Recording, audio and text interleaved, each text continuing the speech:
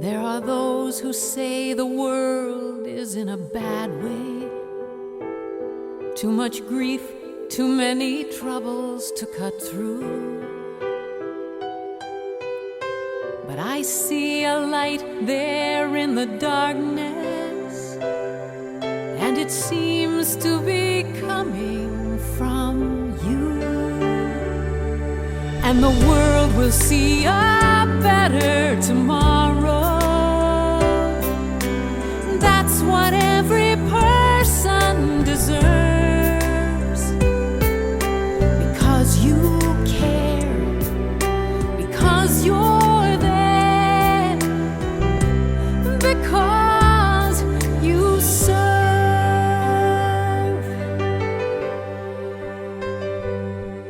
There are those who say that peace is just a pipe dream,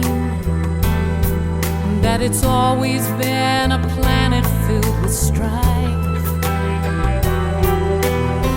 But I look around and I see people who refuse to give up on love and life. And the world will see a better tomorrow. That's what every person deserves. Because you care, because you're there, because you serve. Jones' president said, Conifus International has not more than 18 chapters, while Lions International has more than 700. And this was 1923. Fred H. Bowles, Lions field director for the Rocky Mountain region, said that the international organization wants to help the local organization to make El Paso a better city. Activities of the Conifus Club will be continued by the Lions. Things the members are interested in now are the bringing of a 300,000, and that's about 5,300,000 in today's dollars, cotton mill to El Paso, and the establishing of a municipal market for housewives and farmers. You can see our club has always thought big, and we've certainly made a difference in El Paso in the last 100 years. At the 1925 International Convention, Helen Keller challenged the Lions to become Knights for the Blind in the crusade against darkness. And that began Lions' focus on sight-related issues that continues right up to this very day. That's one of the hearts of Lionism. So now I'm going to say something about we don't talk about, and I think it's unfortunate, but men and institutions are products of their times and must be judged by the mores of those times, not by those of another generation. The Lions Minstrel Show is no exception. Minstrel shows were a staple of entertainment throughout the country in the first part of the 20th century. And in 1948, for 25 years, the Downtown Lions put on a minstrel show.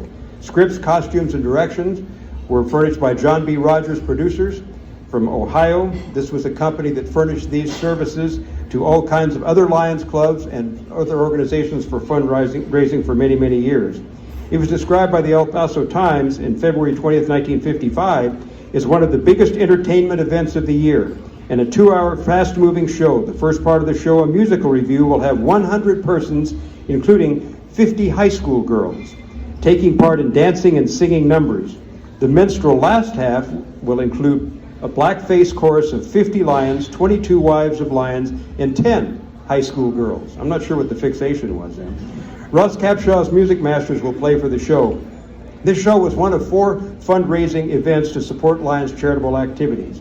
Just as an aside, when the club sponsored the Sun City Lions Club, most of whose members were dominantly black men, they participated in the show as well, only they did it in whiteface.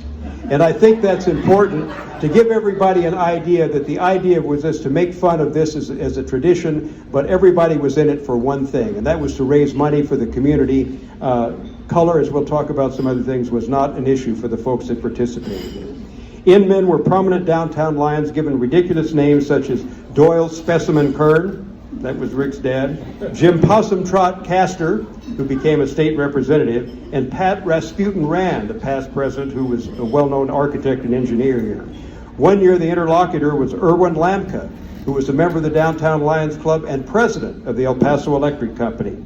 This event showcased talents of members of other Lions clubs and many non-Lion members, not just the Downtown Lions Club. It brought the community together to raise money for good causes. It also showed that truly big men, and I have to speak about men because only men were a part of the club at that time, didn't have to take themselves too seriously. They could poke fun at themselves and each other for a good cause. And it was just plain entertaining. And if you want to know what else you could find there, just ask Rick and Sharon Kern.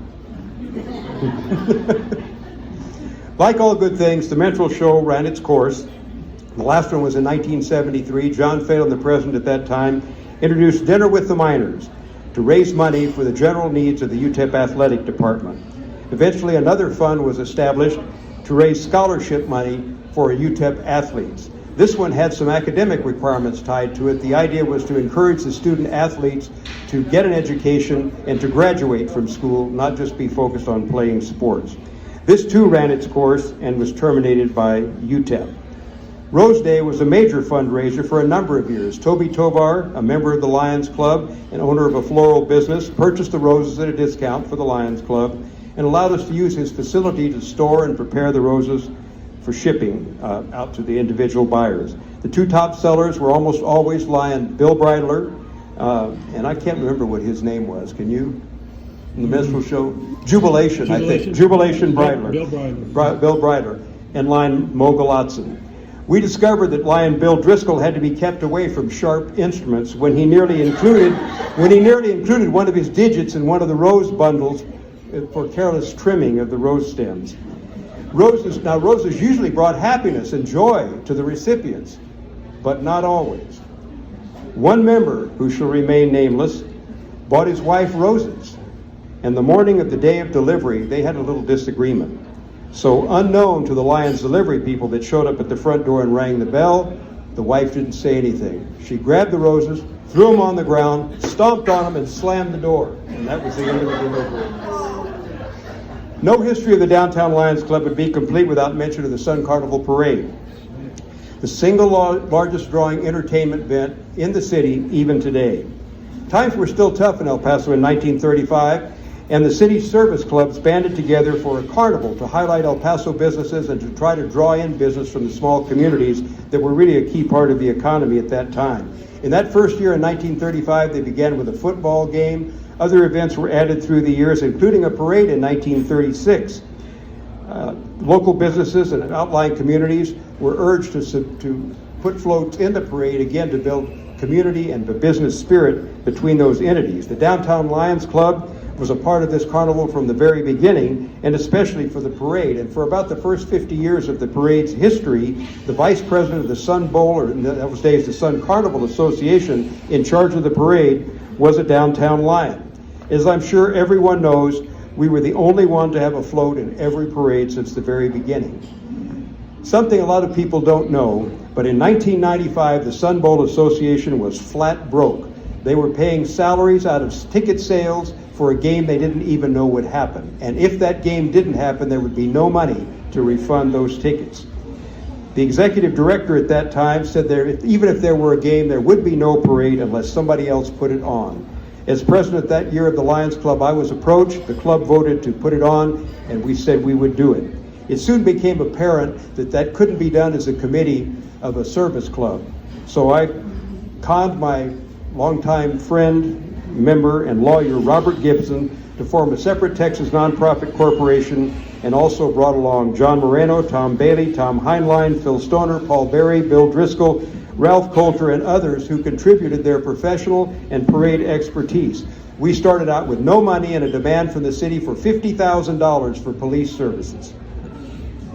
Through the good offices of former Lion Bill Burton of Midoff Advertising, we got a 3-year sponsorship from Blockbuster Video of El Paso, followed by a 2-year sponsorship from Pepsi of El Paso, brought to us by then member Deb Zuluaga, who's now head of the United Way.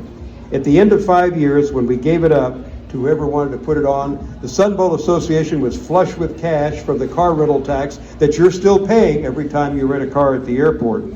We ended up with a reserves of approximately $25,000 that would have enabled us to put on a parade even if we hadn't had a sponsor unlike the Sun Bowl Association. That money was donated to the El Paso Downtown Lions Club Foundation to be used specifically for parade events, and the corporation was dissolved. There are many stories about those 5 years, and someday John Moreno and I are going to put those on paper. There's a lot to tell. I want now to express a few random thoughts a bit about men I met in the club in my 40-year journey. And it was men because for the majority of my active years, only men were permitted to join. So that's just the way it was, not making any social comments. They're in no particular order, and they just as they came to mind, and I'm sure I left some out, but that's a privilege of age. First would have to be my sponsor, Rod Davenport. I found out long after I joined that my father became a transfer member of the Lions Club in 1939. But by 1981, when he died, I still hadn't felt the urge to join. But Rod Davenport, who'd been a friend of my dad's, got to know me and convinced me that I should join, and was my sponsor in October of 1981. You know, I'd been to Lions clubs with my dad at the Hilton Hotel downtown, and several things really impressed me. One of them is grown men throwing rolls at the speakers. Not napkins, dinner rolls. The other was taking a saucer and... I don't have anything to shield my bald spot like Jim Pete either. But then they'd take saucers and they'd spin them on the wooden ballroom floor, and when they started teetering like that, they made such a noise you couldn't hear anything in that room. So if they found displeasure with you, if you found displeasure with me, you wouldn't hear me, so I'd be safe. But at any rate, once Rod got me in the club, he was a good sponsor. The first thing he did, it was October, he took me to the House of Horrors at Bassett Center to tear it down. It was a fundraiser we had every year. Lions Club members, family members, and members of the community participated in it. And in the off time, it was stored in the basement of Bill Tono's Hanley Paint Company on Texas Street, where Sherwin-Williams is now. He took me then to, where did we go next? Oh, yes. We had to learn about roses, so we went to box. I couldn't sell any at that time, but to box roses and to deliver roses. And then he taught me about running a hospitality room. He was famous for that. He and his wife, Chris, and I think it was Efren Dominguez and Lucy, or it might have been Frank and Joe LaRue, I can't remember which, but we all got in Rod's car. We went to the downtown bridge, went to Juarez, loaded up with all the liquor we could, came back, dropped it off at Rod's store on Alameda, headed across the Cordova Bridge, or the Bota Bridge for the people that are younger, loaded up there, put it in the store, came back, went downtown and got another load and put it in there. There we had all of the ingredients for Rod's famous jet spray frozen margaritas. And this is another one. I'll say, if you want to know about those, ask Lion Rick about that. He can tell you all about those margaritas. So those combined with hot dogs and popcorn on his machine in our hotel room made us the hospitality suite that everybody wanted to visit. And believe me, though, you haven't lived until with the mal de mer from the night before, you've had to clean all that sticky, messy stuff up in a hotel bathtub. Rod did become one of my closest friends and a mentor as he encouraged me to take up his line of work. He encouraged me to become president of the Downtown Lions Club and started me on my path at the Historical Society, where I became president. He put on at his magnificent Sunset Heights home the obligatory Christmas party for my board. What I learned from Rod has just been incalculable. I mentioned Paul Berry, who was an extremely financially successful owner of Weiler Industrial Works, but the most unpretentious man you would want to see. He worked alongside his wife at Weiler Industrial 6 days a week. He drove a very simple car and dressed in very plain clothes. Yet he was a strong supporter of his church and the Downtown Lions Club. And I remember one parade morning, we found we couldn't get the float out of the El Paso Water Utilities yard because it was wider than the space between the two fence posts. He got on the phone, called one of his welding trucks. They came over, cut the posts off at the ground. We drove the float out, and he had the guy weld them up, and we went on. And the Water Utilities, I think, still doesn't know that. He furnished a Jeep for the float, kept it running and in repair. I also mentioned Joe Wilson and John Figelin. Both of these men had been severely burned, Joe in fighting a liquefied petroleum gas fire and John in the military. And both had had reconstructive surgery by a pioneering plastic surgeon here in El Paso, Willard Schuessler. Joe heard that they might, when he had been burned, that they might amputate his hands. So he refused pain medication so that he could stay awake and be sure that they didn't do that. He went on to be fire chief. John Phelan went on to have a career in radio and TV as one of the best known and most beloved sportscasters in El Paso. Both went as a team to other burn victims to encourage them and not to give up and to give them hope. Joe was Mr. Volunteer. He'd come up to you, he'd put his arm around your shoulder like this and say, "Buddy, we got this little project on Saturday and we really need your help. I'm going to be by and pick you up and we're going to get this thing done." You had no way to refuse. Later in his life, when he lost the use of his hands, they could only be stretched straight out. He had the relative of Lou Gehrig's disease. He actually modified his tools so that he could put them under his arm and continue to do turning. You know, when you talk about lessons in courage, determination, all that goes with this, I can't think of any better examples than John Phelan and Joe Wilson. I mentioned Morris Galatzin. Most parents left Romania because Jews were not permitted to attend the public schools in Romania, and his parents wanted an education for their children. When they got here, Mo's dad had a little plot up on the side of Mount Franklin above Alabama Street. He grew vegetables, he had a cow. He sold fruits and vegetables and milk off this little wagon around town. Mo sold newspapers. They had 5 children. The 3 girls became highly respected educators. The son, Joe, became a beloved physician and the team physician for the El Paso Independent School District.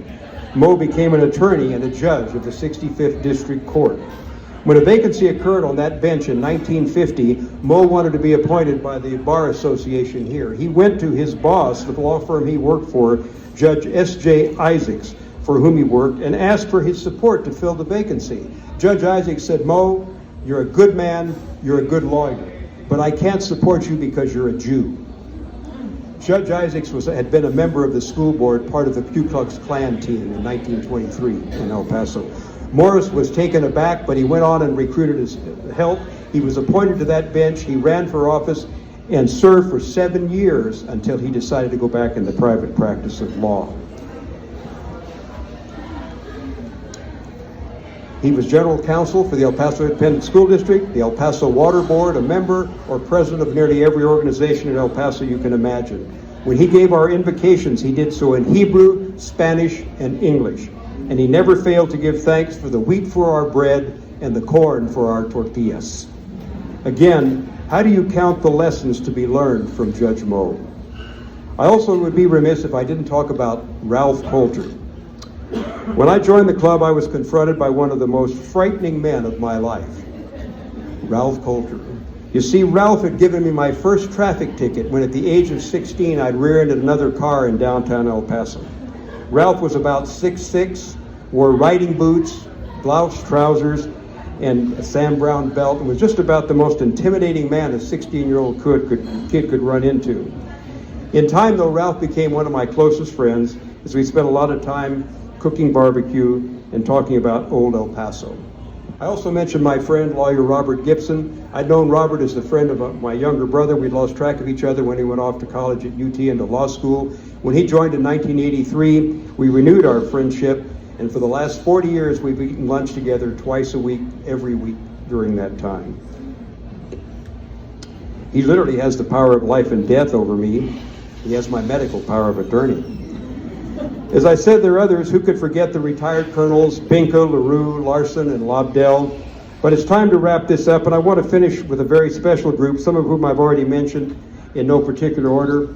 They're Joe Wilson, Ralph Coulter, Bill Driscoll, Bob Harrison, Bob Seal, John Dowd, John Moreno, Robert Gibson, and me. 9 very different men. I've spoken about Joe, Ralph, and Robert, so here's my capsule description of the others. Bill Driscoll, a Yankee of the First Order from New York. How are you? A straight-laced Secret Service agent who went all through Catholic schools, including Fordham, served as an officer in the Army, a talented law enforcement officer and investor, but a complete failure around tools and in the kitchen. Enter Bob Harrison, a wild man in high school, no college, could do just about anything except keep his mouth shut. He told his boss to take his job and shove it when he was moving on to a new one, but the new job didn't pan out. It wasn't there anymore, and suddenly he found himself painting tenements in South El Paso for Paul Berry. Bob and Cindy, though, had hearts of gold. They cared for all the orphans at holidays, including Bill and me. This was before he married Lion Susan. But so he wouldn't starve, Bob taught him how to use the microwave oven.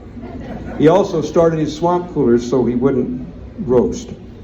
Now, every now and again, Bob would turn over to Bill and he'd say, you know, Bill, God, I really could use a joint right now.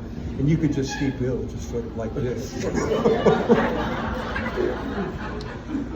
Bob Seale was a librarian at UTEP. He went on to a career at TCU and then to Loyola in Chicago. He had a bachelor's in astronomy, a master's in library science, and he was about Ralph's height. When he came to UTEP, he invited Ralph to lunch, and as Ralph said it, here came Ichabod Crane in a yellow Volkswagen Beetle.